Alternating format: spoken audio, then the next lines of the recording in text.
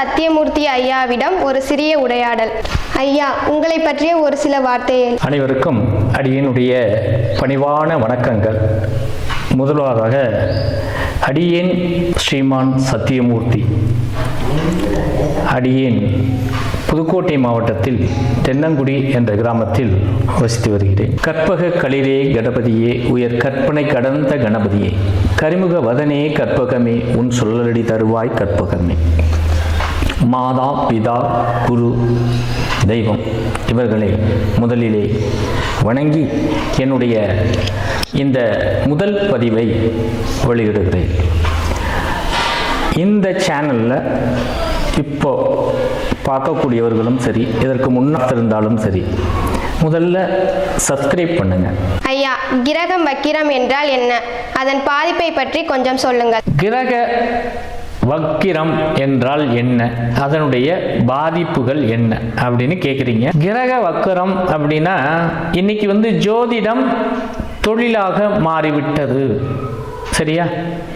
வக்கிரம்னா என்ன அப்படிங்கிறத முதல்ல நம்ம தெளிவாக தெரிஞ்சுக்கணும். இப்போ கடந்த முறை பார்த்தீங்க அப்படின்னு சொன்னால் சனி பகவான் பெயர்ச்சி ஆகிறார், வருகிறார், போகிறார் அப்படின்லாம் போட்டாங்க. உண்மையிலே இல்லை. இப்போ ஒரு ட்ரெயின் போகுது, பாதை ட்ரெயின் போயிட்டுருக்கு, கேட் போட்டாங்க, கேட்டுக்கு முன்னாடி நீங்கள் நிற்கிறீங்க, ட்ரெயின் வரல. அப்போ அந்த சூழலில் நீங்கள் அந்த ரோட்டை பார்க்கும் பொழுது என்ன அப்படின்னா நிதானமாக இருக்கும். நீங்கள் அங்கேயே தான் நிற்பீங்க, வேறு எங்கேயும் போக மாட்டீங்க, நல்லாயிருக்கும். ட்ரெயின் வருது, ட்ரெயின் வேகமாக போகுது. அந்த ட்ரெயின் உங்களை பாஸ் பண்ணும் பொழுது எந்த மாதிரி இருக்கும்? நீங்கள் பின்னாடி போகிறது மாதிரி இருக்கும். இருக்குமா இருக்காதா? ட்ரெயின் வரும்பொழுது நீங்கள் நிற்கிறீங்க அப்படின்னா வேகத்தில் கேட்டுக்கு முன்னாடி நிற்கிறீங்க, கேட் போட்டாங்க, ட்ரெயின் பார்த்தீங்கன்னா முன்னாடி போகும், நீங்கள் என்னமோ பின்னாடி போகிறது மாதிரி இருக்கும். இந்த உணர்வுக்கு தான் வக்கிரம் என்பது. அது பின்னாடி நீங்கள் ஆக மொத்தத்தில் பின்னாடியும் போயிருக்க மாட்டீங்க, முன்னாடியும் போயிருக்க மாட்டீங்க, இருக்கிற இடத்துலையே இருந்திருப்பீங்க. இப்போ சனி கிரகம் வக்கிரம் அப்படின்னு சொன்னால் என்ன அப்படின்னு கேட்டால் தன்னுடைய பலனை அந்த இப்போ நம்ம ட்ரெயின் போகிற நேரத்தில் பார்த்தீங்கன்னா அந்த நம்ம இயற்கை சூழலை மறந்துடுவோம் இல்லை, மறைச்சிரும், நம்ம கண்ணுக்கு மறைச்சிரும். நம்ம இங்கே தான் நிற்கிறோம் அப்படிங்கிறது தெரியாது, ஏதோ பின்னாடி போகிறது மாதிரி இருக்கும். இன்னுமே பார்த்தீங்கன்னா இந்த பஸ்லாம் உட்காந்துருப்பீங்க, பஸ்ஸில் உட்காந்துருக்கையில் உட்காந்துருக்க பஸ்ஸு உட்காந்து தான் இருப்பீங்க, ஆனால் பக்கத்தில் இருக்க பஸ் என்ன பண்ணுவாங்க, அப்படியே ஸ்லோவாக பின்னாடி எடுப்பாங்க. பார்த்தீங்கன்னா நீங்கள் உங்கள் பஸ்ஸு அப்படியே மூவ் ஆகுறது மாதிரி ஒரு ஃபீலிங் வரும். இதுதான் வக்கிரம். ஆனால் உண்மை என்ன? அந்த சூழல் தான் மனநிலையை தான் மாற்றுமே தவிர நீங்கள் அங்கே தான் இருப்பீங்க. அப்போ வக்கிரம் அப்படின்னு சொன்னால் அந்த கிரகத்தினுடைய பலன் அந்த நேரத்தில் இருக்காது. நான் முன்னாடி சொன்னது மாதிரி ட்ரெயின் போகிற இடத்துல நின்னீங்க அப்படின்னு சொன்னால் நீங்கள் உங்களுடைய உணர்வுகள் அப்படின்னா சிந்தனை அப்படிங்கிறது என்ன? நீங்களே பின்னாடி போகிறது மாதிரி ஒரு ஃபீலிங். அப்போ உங்களை மாற்றிடுது இல்லையா? உண்மை அதுவா? ட்ரெயின் போனதுக்கப்புறம் அதே இடத்துல தான் நிற்பீங்க, நீங்கள் எங்கேயும் போயிருக்க மாட்டீங்க.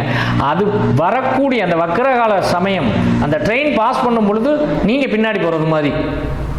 நீங்கள் நேராக கூட ஒரு எழுத்தை கூட படிக்க முடியாது. அந்த ட்ரெயினில் எழுதியிருக்கோம் எந்த ஊருக்கு போகுது அப்படின்னு, அதை கூட படிக்க முடியாது.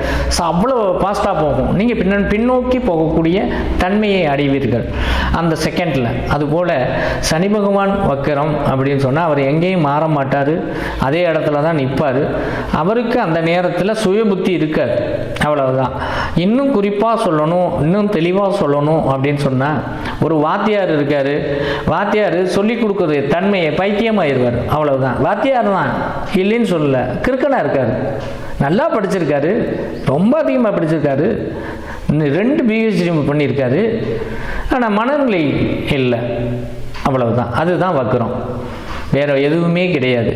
வக்கிரத்தினால் நன்மையா தீமையா அப்படின்னா இப்போ ஒரு கெட்டவன் கிறுக்கனா மாறிட்டா என்ன ஆகும்? நல்லது. அப்போ கெட்ட கிரகம் உங்களுக்கு வக்கிரமாச்சு அப்படின்னா நல்லது. சரிங்களா? உங்கள் விரோதி ஒருத்தன் கிறுக்கன் ஆகிட்டான் அப்படின்னா உங்களுக்கு சந்தோஷம் தானே? அதனால் தீய கிரகம் வக்கிரம் அடைவது நன்மை. சரிங்களா? நல்லவன் வக்கிரமாக ஆகக்கூடாது. லக்னாதிபதி வக்கிரமாக இருந்துச்சு அப்படின்னா, 7ஆம் அதிபதி வக்கிரமாக இருந்துச்சு அப்படின்னா கண்டிப்பாக 2 திருமணம். 7ஆம் அதிபதி வக்கிரம் அடைந்தால் கொடுத்துட்டு எடுத்துக்கிறது.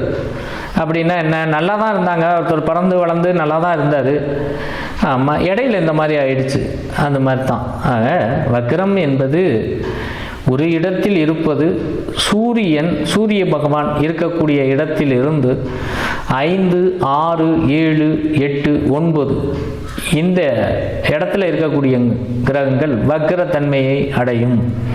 சந்திர பகவானுக்கு வக்கிரம் கிடையாது, சூரியனுக்கும் வக்கிரம் கிடையாது. சூரியன் வச்சு அவர் சுழற்சியில் வரும் பொழுது மற்ற கிரகங்கள் வக்கிரம் அடையும், வேற ஒன்றும் இல்லை. இதுதான் வக்கிரம்ங்கிறது. ஐயா, உங்ககிட்ட ஜாதகம் பார்க்கணும்னா என்ன பண்ணணும்? ஜாதகம் பார்க்கணும் அப்படின்னா என்ன பண்ணணும்னு கேட்குறீங்க. ஜாதகம் பார்க்கணும் அப்படின்னு சொன்னால் முதல்ல அப்பாயின்மெண்ட் வாங்கணும். ஒன்று, உங்களுடைய வாட்ஸ்அப் நம்பரில் உங்களுடைய பிறந்த தேதி, பிறந்த நேரம், பிறந்த ஊர் அது மெசேஜ் பண்ணுங்கள், பலன் சொல்லப்படும். உங்கள் பொன்னான நேரத்தை எங்களுக்கு ஒதுக்கியதற்கு மிக்க நன்றி. நன்றி. நான் தான் உங்களுக்கு நன்றி சொல்லணும். ஏன்னா நீங்கள் உங்கள் சேனலில் வந்து இந்த மாதிரி ஒரு நல்ல பதிவுகள்லாம் போடுறது ரொம்ப சிறப்பு. அதுலேயும் வந்து இந்த சிறிய வயதில் இவ்வளவு நுணுக்கமான கேள்விகளை தாங்கள் கேட்டமைக்கு மிக்க நன்றி. இறைவன் உங்களுக்கு அருள் புரிவார்.